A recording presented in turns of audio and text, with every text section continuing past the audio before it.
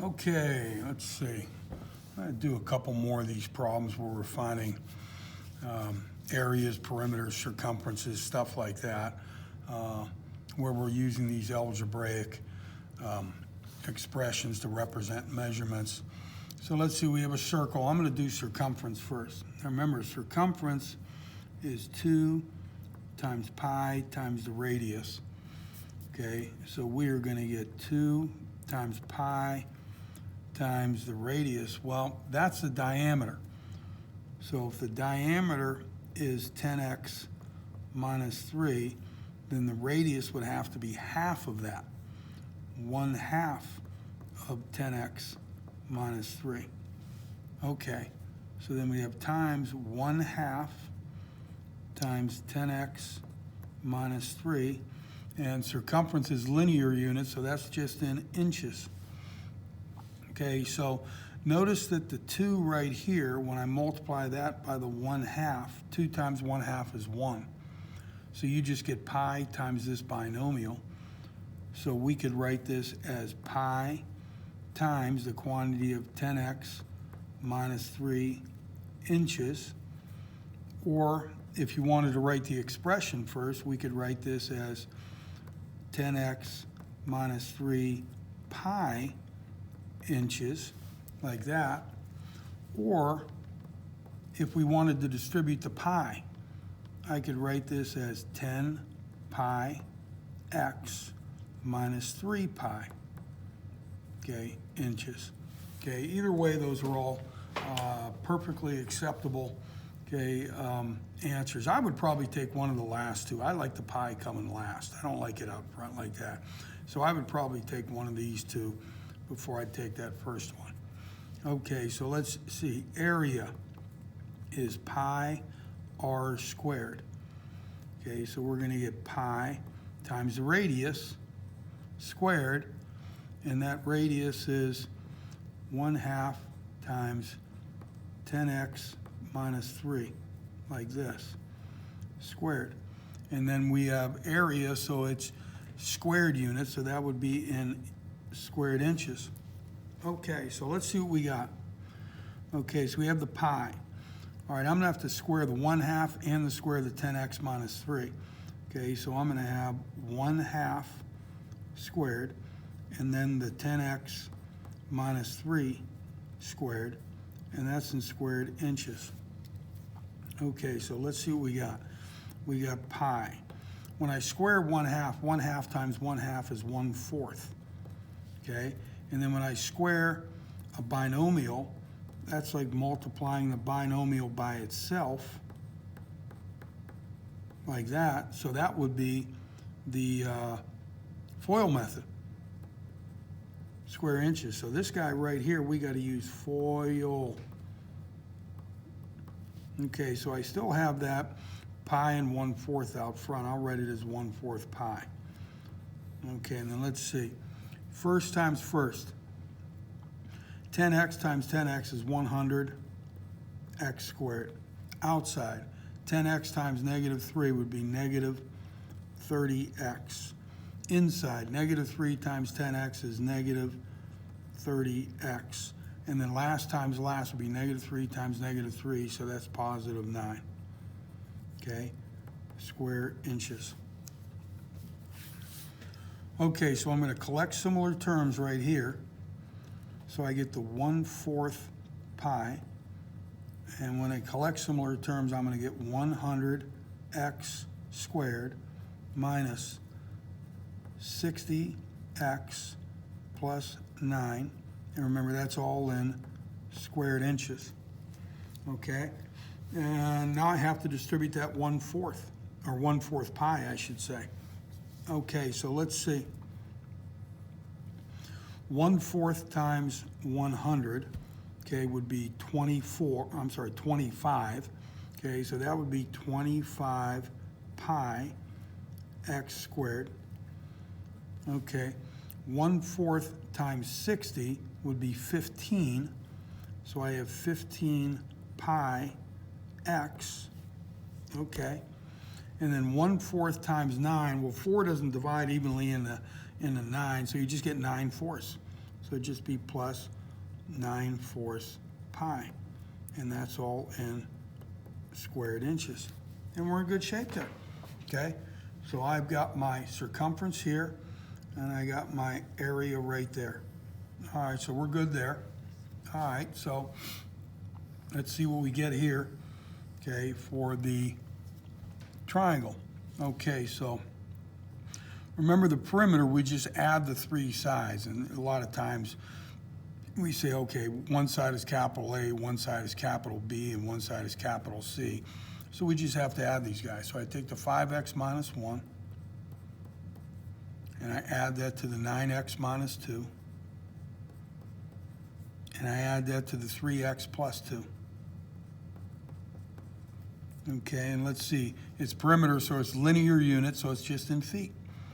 So this is a simple one. All I have to do is just collect similar terms. So let's see, 5x plus 9x is 14x, plus 3x is 17x. So that's just 17x. And notice the negative 2 and the positive 2 cancel each other out, so I'm just left with that minus 1. And that's in feet, and we are done. Okay, now remember, area is 1/2 times the base times the height. Okay, so see how this dotted line is outside? That's the distance, the vertical distance from this bottom here, okay, up to the top. So this would be your height right here. This is your height, okay, and if that's your height, this has to be your base. Okay, so we have 1/2 times the base, which is 3x plus 2, times the height, which is 5x minus 1, and it's area, so that's squared units. Okay, so let's see. The first thing I'm going to do is use the FOIL method on these guys. Okay, so I'm going to use FOIL. And then when I'm done, I'll distribute the 1/2. So I have 1/2. Let's see. 3x times 5x is 15x squared. 3x times -1 is -3x. 2 times 5x is 10x. I shouldn't have put that second parenthesis there. Okay, and then last times last would be 2 times -1, so that's minus 2 square feet. And then we just collect similar terms. Okay, so I have 1/2. I've got the 15x squared. -3 plus 10 is 7, so that's 7x. Bring down the minus 2 square feet. Okay, now we distribute the 1/2. So 1/2 times 15. Well, 15 is not divisible by 2, so you just get 15 halves x squared.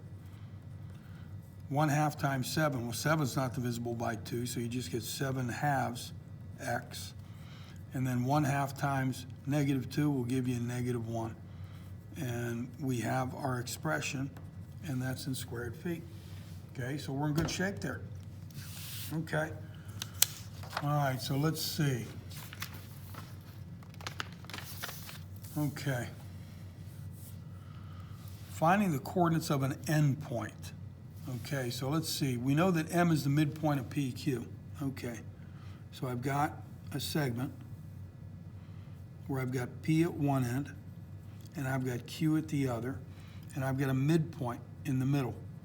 Okay, so that means that PM and MQ have to have the same length. Okay, so P has coordinates -8, 3, like that, and M has coordinates -1, 1. And it wants me to find the coordinates of Q. I don't know what they are, but I know I have an X coordinate, and I know I have a Y coordinate. Okay, so let's see. I've got to find X. Okay, and then when I'm done, I have to find Y. Okay, so let's see. Well, I know the coordinates of the midpoint are the averages of the coordinates of the endpoints. So I know to find these guys, I would have to add the X coordinate plus the X coordinate divide by 2, and it has to give me -1. And then I would have to add the Y coordinate plus the Y coordinate divide by 2, and I'd get +1.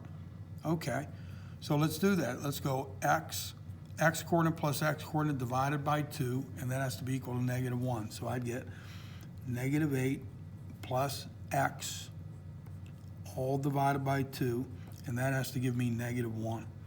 So if I solve that equation, I'll know what x is. Okay, so I multiply both sides by 2 to get rid of this denominator. Okay, so that cancels off, so I'm left with -8 plus x equals -2, and then I just add 8 to both sides. So -2 plus 8 is 6. So it looks like my x-coordinate is 6. Okay, and we'll check it at the end. And let's find y. Okay, so this y-coordinate of the midpoint has to be the average of this y-coordinate and that y-coordinate. So if I add these two y-coordinates together and divide by 2, I have to get 1. Okay, so I go y-coordinate, which is 3, plus y-coordinate, which I'm looking for, it's an unknown, and then divide by 2, and I have to get the y-coordinate of the midpoint. Okay, so again, multiply both sides by 2 to get rid of that denominator, so they cancel over here. So I'm just left with 3 plus y equals 2. So if I subtract 3 from both sides, I get y equals -1. Okay, so -1. Okay, so let's see if this works. Will these 2 points give us this midpoint? Okay, so let's do our check. Okay, so if I take the average of the x-coordinates, that means I add and divide by 2. So I go -8 plus 6, all divided by 2. Well, that gives me -2 over 2, which is -1. So that works out. Okay, do the same thing for the y-coordinates. So if I take the average of the 3 and the -1, it has to give me 1. Okay, so when I take an average, I add and divide by 2. So that's going to give me 2 over 2, which is 1, and that's what I should get. Okay, so we're good. Okay, so I found the coordinates. Okay, here's my answer right here. It says, what are the coordinates of Q? So there's my answer. Okay, so the coordinates of Q are 6, -1. Okay, let's try another one of those guys. Okay, so M is the midpoint of AB. Okay, so let's see.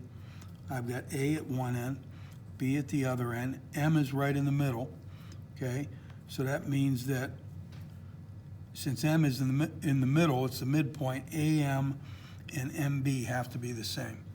Okay, so it says A has coordinates 0, -7. So this is 0, -7. M has coordinates 3, 5, like that. We're looking for the coordinates of B, so I know it has an x-coordinate and it has a y-coordinate.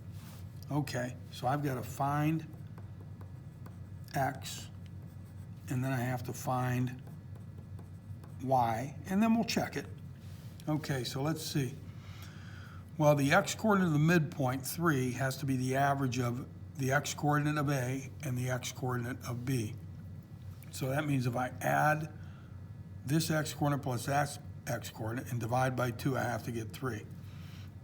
So we say 0 plus x divided by 2, that has to give me 3. Okay, so multiply both sides by 2 to get rid of that denominator. And so I go 0 plus x, because they cancel off over here, equals 6. So obviously x equals 6. Okay, so let's see. It looks like my x-coordinate looks like it's going to be 6. Let's do the same for y. Okay, so the midpoint has a y-coordinate that's 5, and that has to be the average of this y-coordinate and that y-coordinate. So we add these two y-coordinates together, divide by 2, and it has to be equal to 5. So I get -7 plus y, all divided by 2, and that has to equal 5. So again, multiply both sides by 2. They cancel over here. So we get -7 plus y equals 10, and then add 7 to both sides, so we get y equals 17. So it looks like my y-coordinate is 17. Okay, so we check, and we see if this works. Okay, so if I take the average of these two x-coordinates, it has to give me 3. Okay, so when you take an average, that means you add the two numbers together and divide by 2. So I would get 6 over 2, which is 3, and that's what I should get. So I feel pretty good about that. Okay, then check with the y coordinates. So when I add these two y coordinates together and divide by 2, I have to get 5. So we go -7 plus 17 divided by 2. That's how you take the average of two numbers.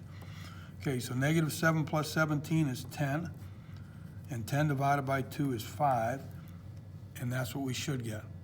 Okay, so our answer right there, okay, are the coordinates of point B, and we're good.